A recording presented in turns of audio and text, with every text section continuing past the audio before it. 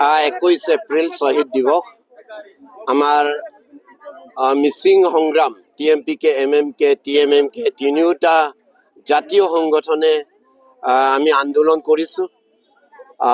গত 1995 চনত বিলমুখ বানে কেবাঙত কংগ্ৰেছ চৰকাৰে আমাৰ এই সংগ্ৰামক ছিন্ন বিচ্ছিন্ন কৰাৰ কাৰণে বা সংগ্ৰামটোক মষিমূৰ কৰাৰ কাৰণে এই সংগ্ৰামৰ বানে কেবাঙক লৈ তেখেতসকলে ভুৱা স্বায়ত্ব শাসিত পৰিষদ 4 মাহবিহীন স্বায়ত্ব শাসিত পৰিষদ জোৰ কৰি দিব বিচাৰিছিলে বানে কেবাং পাতি। কিন্তু আমি সংগ্ৰামৰ TMPK MMK TMMK তাক প্ৰতিবাদ জনাইছিলোঁ। ভুৱা স্বায়ত্ব শাসিত পৰিষদৰ আমাৰ প্ৰয়োজন নাই বুলি আমি গণতান্ত্ৰিক প্ৰক্ৰিয়াৰে আমি প্ৰচেছন কৰি আমি প্ৰতিবাদ জনাইছিলোঁ 1995 চনৰ বানে কেবাঙক। তেতিয়া চৰকাৰে প্ৰশাসনে পুলিচ হতুৱাই বৰ্বৰতাৰে আমাৰ নৰেশ তাইত বগা মেদক আৰু অঞ্জনা পেগুক মানে গলিয়াই হত্যা কৰিছিলে। আমি সেই দিনটোক আগৰ ৰাখি আমি 21 এপ্ৰিলটোক শহীদ দিৱস হিচাপে আমি TMPK MMK TMMK মানি আহিছোঁ আৰু একত্ৰিত একাকাৰ হৈ আমি এতিয়াও সংগ্ৰামত আমি আগুৱাই গৈ আছোঁ। অসম চৰকাৰ তথা ভাৰত চৰকাৰে আমাক সাংবিধানিক মৰ্যাদাযুক্ত স্বায়ত্ত শাসিত পৰিষদ যেতিয়ালৈকে নিদিব তেতিয়ালৈকে আমি সংগ্ৰাম কৰাৰ কাৰণে সংকল্প লৈছোঁ। অকল সংগ্ৰামেই কৰা নাই, আমি জাতিটোৰ এক প্ৰগতিশীল জাতি হিচাপে আমি গঢ় দিব বিচাৰিছোঁ।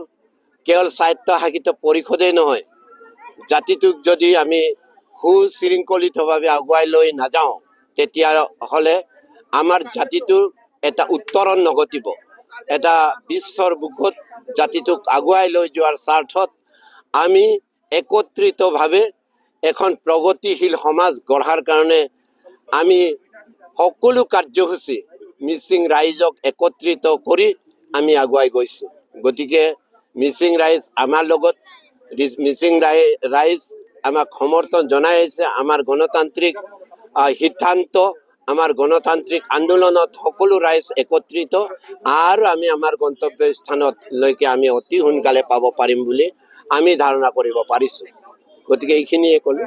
আমি নৱপ্ৰজন্ম হিচাপে আজিও পাহৰি যোৱা নাই যে জাতিৰ হকে আমাৰ বলিদান দিয়া আমাৰ তিনি বীৰ, এওঁলোকক আজি সদায় আমি স্মৰণ কৰি থাকোঁ আৰু এওঁলোকৰ স্মৰণ আৰু এওঁলোকৰ আশীৰ্বাদ আৰু এওঁলোকৰ সাহসৰ সাহস, এই সাহসে আমাক যুৱচাম হিচাপে জাতিৰ হকে কাম কৰাত যথেষ্ট আমাক সহায় কৰিছে আৰু যথেষ্ট আমি উৎসাহিত হওঁ যে যেতিয়া বীৰসকলৰ আমি তিনি বীৰৰ কাহিনী শুনো বা জাতিৰ হকে বলিদান আগবঢ়ালে, সৰ্বোচ্চ বলিদান।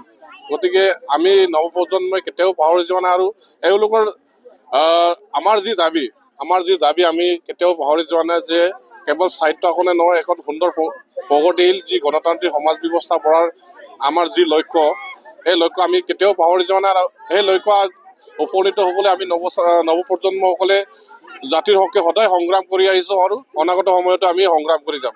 আৰু আজিৰ এই শ্বহীদ দিৱসত এই পবিত্ৰ ক্ষেত্ৰৰ পৰা আমি সমূহ অসমবাসী ৰাইজ তথা আমাৰ মিচিং অধ্যুষিত অঞ্চলত থকা আমাৰ নৱপ্ৰজন্মসকলক আহ্বান জনাব বিচাৰিছোঁ যে আমি সকলোৱে মিলি যি জাতিৰ হকে বলিদান দিলে, যি জাতিৰ উত্তৰণৰ হকে সংগ্ৰাম কৰিলে, সেই সংগ্ৰামক আমি নৱপ্ৰজন্মসকলে পাহৰি যোৱাটো আমাৰ কাৰণে উচিত নহ'ব। গতিকে আমি মিচিং জাতিৰ উত্তৰণৰ স্বাৰ্থত আমি সকলো ধৰণৰ সংগ্ৰাম আমি অব্যাহত ৰাখিবই লাগিব। আৰু অনাগত সময়ত আমাৰ দাবী 6 শ্বুটলৈকে ধৰি মিৰি মিচিঙৰ পৰা আমাৰ দাবী, সেই দাবী আমি অনাগত সময়ত আৰু তীব্ৰতাৰে আগবঢ়াম আৰু আমি বিশ্বাস ৰাখিছোঁ সেইখন চৰকাৰে আমাক এই সমস্যা অধিগ্ৰে সমাধান কৰি দিব বুলি এটা আমাৰ নৱপ্ৰজন্ম হিচাপে আমি বিশ্বাস ৰাখিছোঁ।